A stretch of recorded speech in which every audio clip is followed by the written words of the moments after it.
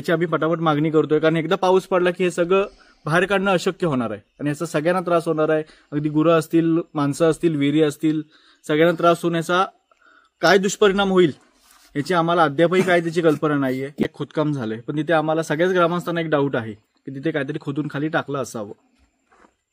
तिथे एक डाऊट आम्हाला आहे साठी किंवा गुरांसाठी. आणि आम्ही स्वतः विहिरीचा जर सूत्र असेल तर लवकरच जवळ असल्यामुळे तो विहिरीतही जाऊ शकतो आणि विहिरीत गेल्यानंतर ते पाणी पिण्यासाठी आम्ही वापरतो.